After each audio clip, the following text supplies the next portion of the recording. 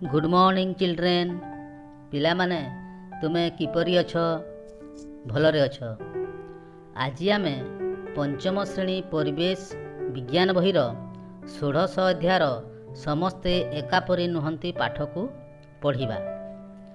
गत क्लास रे आमे माछर केउ सबु विशिष्ट गुण हेतु जलरे रही पारे से विषय रे जानिले। तथापि से विषय रे टिके मने पकाइबा। माछर गालिसी थिबा जोगु से पानी रे मिसी रहिथिबा अम्लजान को शोषण करी श्वासक्रिया करि पारे। माछर पक्ष थिबा जोगु जलरे पहरी पारे ओ लांज जोगु दिग परिवर्तन करि थाए। वर्तमान आमे जानिबा आउ एक जीवर स्वतंत्र गुण विषय रे।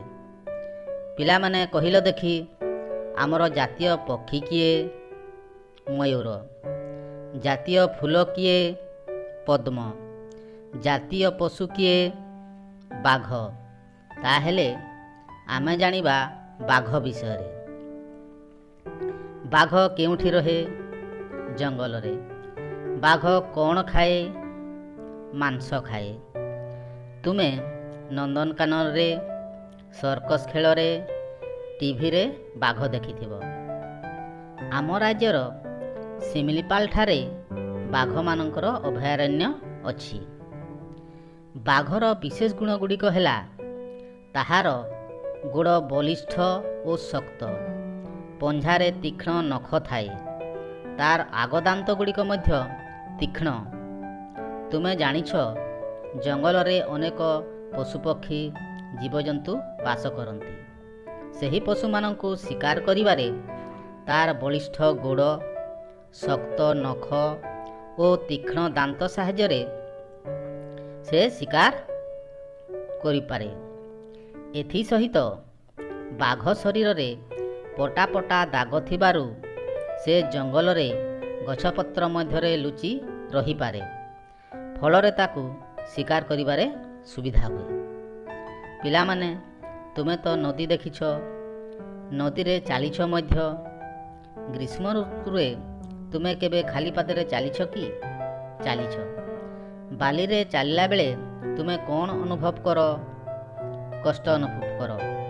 तो एमिति एक जीव विषय जानिबा जे कि बाली रे सहजरे चाली पारे। सेही जीव हैला ओट। पिला माने तुमे केबे ओट देखिछ?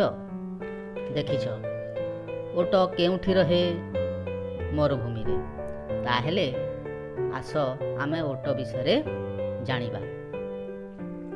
ओट मरुभूमि रे सहजरे चलप्रचल करि पारे काहीकि?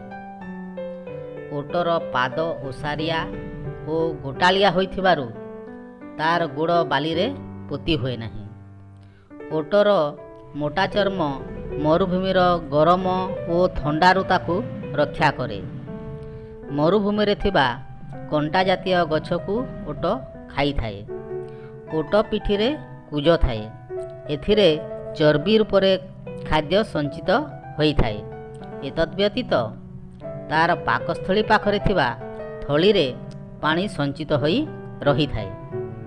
खाद्य ओ जलर अभाव हेले ताहार संचित खाद्य ओ जल को व्यवहार करी ओट 6 रु 10 दिन पर्यंत रही पारे। एही सबु विशेष गुण थिबा जोगु से मरुभूमि रे रही पारे। आम राज्यर पारादीप ठारे एक बंदर अछि। सेही बंदर रे अनेक जहाज लागि थाए। देश विदेशरु अनेक जिनिसपत्र जहाज रे आसी थाए ओ जाई थाए। मरुभूमिर अधिवासी माने ओट पिठी रे जिनिसपत्र नेबा आनिबा करिथांती। तेणु ओट को मरुभूमिर जहाज बोली कुहा जाए।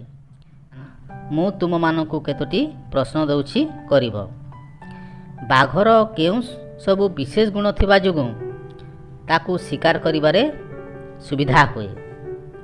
ओडिसा रे बाघ मानकर अभयारण्य केउठी अछि?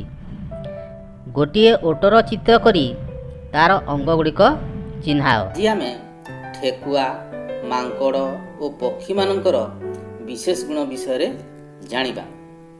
पिला माने तुमे जानिछ ଠେକୁଆ ଜଙ୍ଗଲରେ ରହେ। ତୁମେ ଠେକୁଆ ଦେଖିଥିବ। ଏ ତୃଣଭୋଜୀ, ଘାସପତ୍ର ଖାଇ ବଞ୍ଚେ। ଠେକୁଆ କ୍ଷୁଦ୍ର ଜୀବ ହୋଇଥିବାରୁ ଅନ୍ୟ ଜୀବମାନେ ଶିକାର କରିଥାନ୍ତି। ତାହେଲେ ସେ କିପରି ଶତ୍ରୁ ଦାଉରୁ ନିଜକୁ ରକ୍ଷା କରେ? ଠେକୁଆର କାନ ଲମ୍ବା ହୋଇଥିବାରୁ ବହୁତ ଦୂରରୁ ଆସୁଥିବା ଶବ୍ଦକୁ ଶୁଣିପାରେ। ତେଣୁ ସେ ବିପଦ ଆସୁଥିବା ଜାଣିପାରି ଜଙ୍ଗଲରେ ଲୁଚିଯାଏ।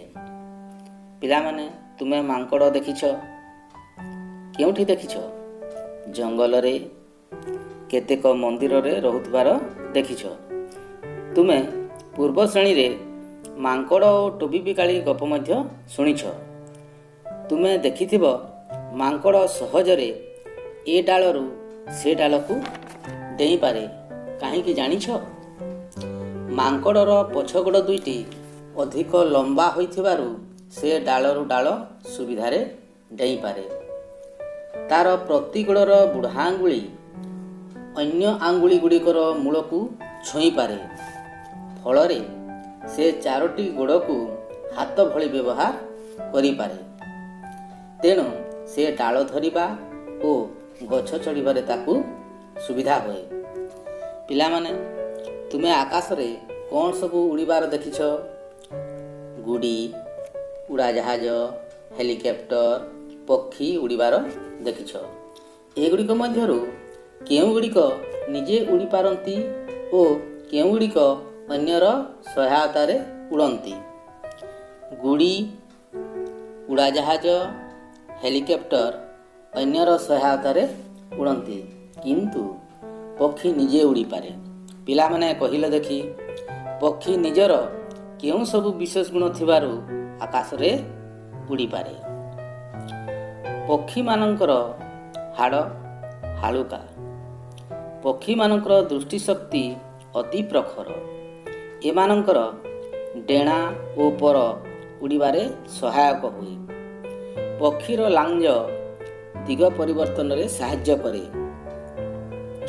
ଏମାନେ ଅତି ଉଚ୍ଚରେ ଥିଲେ ମଧ୍ୟ ନିଜ ଖାଦ୍ୟକୁ ଠାବ କରି ପାରନ୍ତି।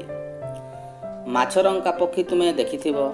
ସେ ଉଚ୍ଚ ଆକାଶରେ ଉଡ଼ୁଥିଲେ ମଧ୍ୟ ନଈ ନାଳରେ ଥିବା ମାଛକୁ ସହଜରେ ଦେଖିପାରି ଝାମ୍ପି ନେଇପାରେ। ଠିକ୍ ସେହିପରି ପାରା ଉଚ୍ଚ ଆକାଶରେ ଉଡ଼ୁଥିଲେ ମଧ୍ୟ ଛୋଟ ଖୁଦକଣିକାକୁ ଦେଖିପାରିଥାଏ। ପିଲାମାନେ, ଆଜି ପାଇଁ ଏତିକି। ବର୍ତ୍ତମାନ ମୁଁ ତୁମକୁ କେତୋଟି ପ୍ରଶ୍ନ ଦେଉଛି, କରିବ। ଠେକୁଆ କିପରି ନିଜକୁ ଶତ୍ରୁ ଦାଉରୁ ନିଜକୁ ରକ୍ଷା କରେ? ମାଙ୍କଡ଼କୁ ଡାଳରୁ ଡାଳ ଧରିବା ଓ ଗଛ ଚଢ଼ିବାରେ ସୁବିଧା ହୁଏ କିପରି? ପକ୍ଷୀମାନଙ୍କର କେଉଁ ସବୁ ବିଶେଷ ଗୁଣ ଥିବାରୁ ଆକାଶରେ ଉଡ଼ିପାରନ୍ତି? ଧନ୍ୟବାଦ।